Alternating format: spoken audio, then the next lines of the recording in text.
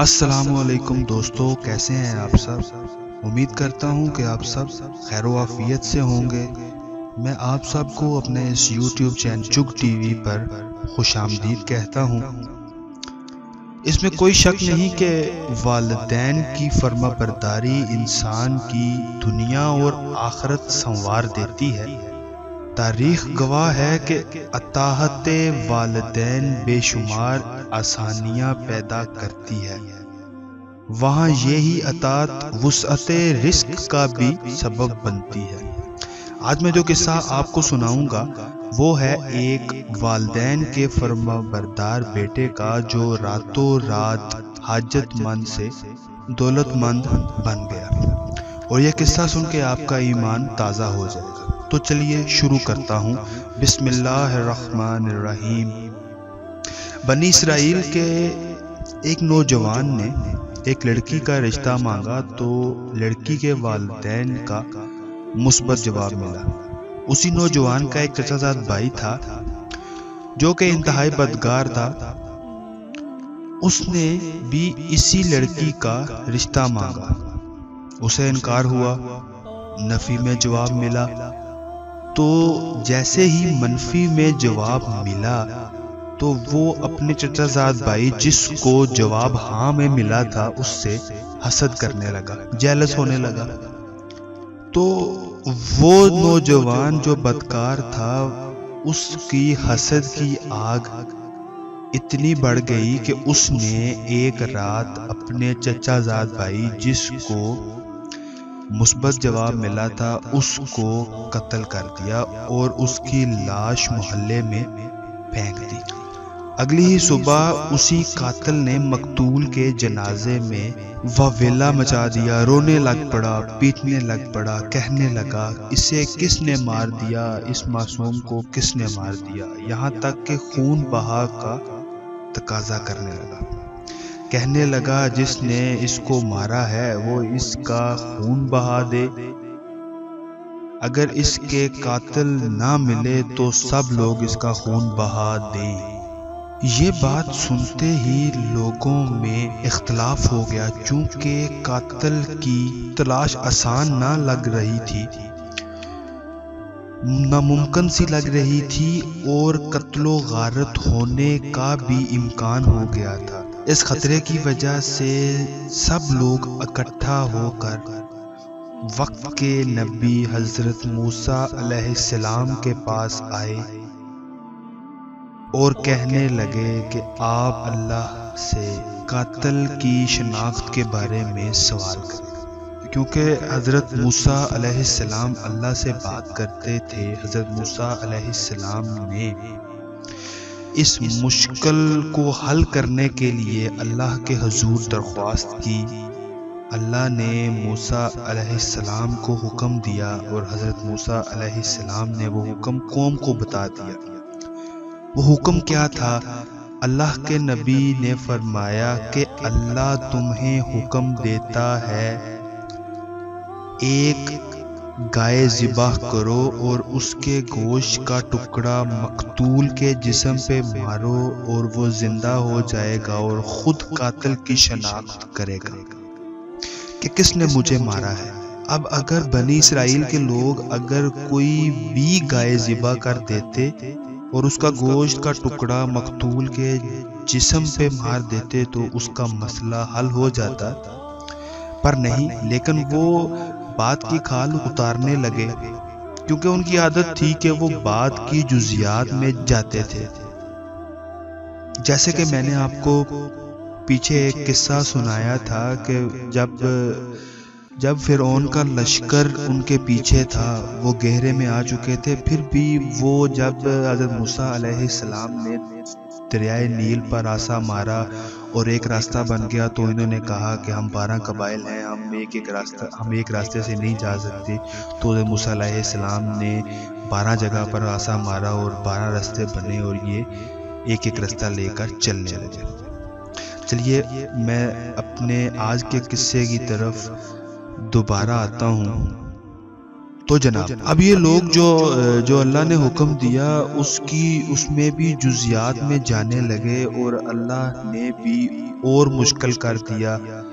یہ پوچھنے لگے کہ گائے بوڑھی ہونی چاہیے یا جوان ہونی چاہیے یا اس کی عمر تھوڑی ہونی چاہیے؟ تو حضرت موسیٰ علیہ السلام نے کہا کہ اللہ فرماتے ہیں کہ اللہ نے حکم دیا ہے کہ درمیانی عمر کی ہو، نہ بوڑھی ہو نہ ہی وہ چھوٹی عمر کی ہو۔ اور حضرت موسیٰ علیہ السلام نے کہا کہ جلدی کرو، جس چیز کا حکم دیا گیا ہے اس پہ عمل کرو۔ تو بنی اسرائیل والوں نے کہا کہ اللہ سے یہ پوچھیں کہ اس کا رنگ کیسا ہو۔ تو حضرت موسیٰ علیہ السلام نے اللہ سے پوچھ کر بتایا کہ اس کا رنگ زرد ہو، نہ وہ سفیدی کی طرف مائل ہو نہ وہ کالک کی طرف مائل ہو۔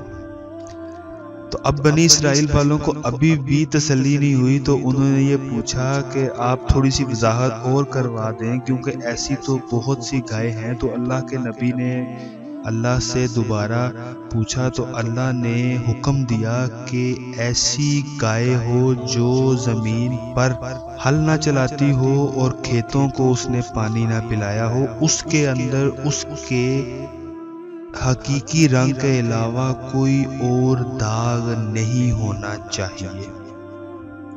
اب یہ حکم سن کر بنی اسرائیل کے لوگ گائے کی تلاش میں نکل پڑے۔ ایسی گائے ان کو ایک نوجوان کے پاس ملی، اس سے خریدنے کی بات کی تو اس نوجوان نے کہا کہ میری اس گائے کی قیمت اس کی کھال کو سونے سے بھر دینا۔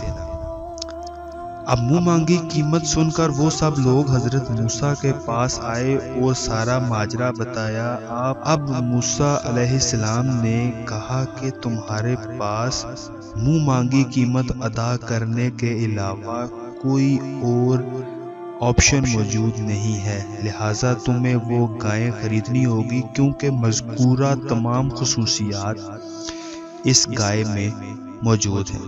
چنانچہ انہوں نے منہ مانگی قیمت ادا کی اور انہوں نے وہ گائے خریدی اور اس کو ذبح کیا اور اس کے گوشت کا ٹکڑا مقتول کے جسم پہ لگایا، مارا تو وہ اللہ کے فضل سے زندہ ہو گیا اور کہنے لگا کہ اے اللہ کے نبی، مجھے میرے چچا زاد نے مارا ہے۔ اب حضرت موسیٰ علیہ السلام اپنے پیراکاروں سے فرمایا کہ کیا تم جانتے ہو کہ تم نے جس نوجوان سے گائے خریدی ہے وہ کون ہے؟ تو بنی اسرائیل نے جواب دیا کہ ہم نہیں جانتے، ہم نے تو صرف اس کو ظاہری طور پر دیکھا ہے، باطنی طور پر تو صرف اللہ اور اللہ کے اذن سے آپ جانتے ہیں۔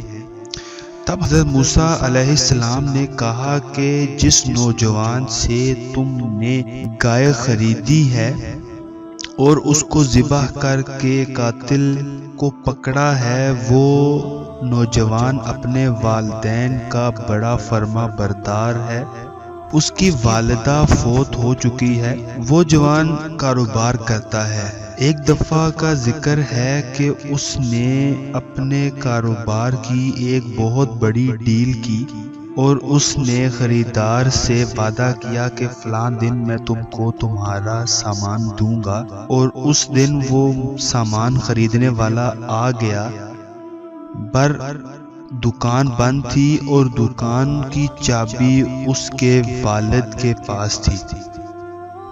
وہ اپنے والد کی بہت عزت کرتا ہے۔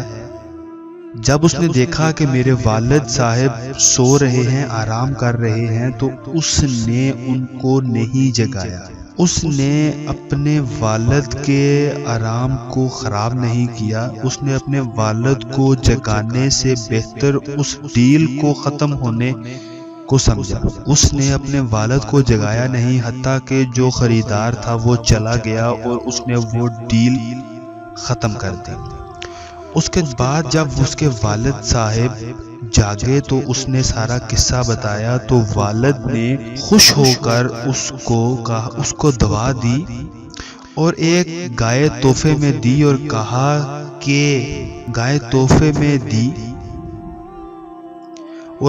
اس گائے سے تمہیں بہت سی خیر و برکت نصیب ہوگی، اور یہ وہی گائے تھی جو تم نے اس سے منہ مانگی قیمت میں خریدی ہے۔ نیکی کی جائے تو یقیناً اس کا صلہ ملتا ہے، اور جو نیکی والدین کے ساتھ کی جائے اس کے نتیجے میں دنیا اور آخرت دونوں سنور جاتی ہیں۔ ایک آخری بات، نبی کا احترام تمام زمانے پر فرض ہے، اور نبی کے والدین کا احترام نبی پر بھی فرض ہے۔ چلیں دوستو، ہم دعا کرتے ہیں کہ اللہ ہمیں اپنے حبیب کے صدقے اپنے والدین کی خدمت کرنے کی توفیق عطا کرے، اور ہمیں اپنے والدین کا فرما بردار بنائے۔ آمین ثم آمین۔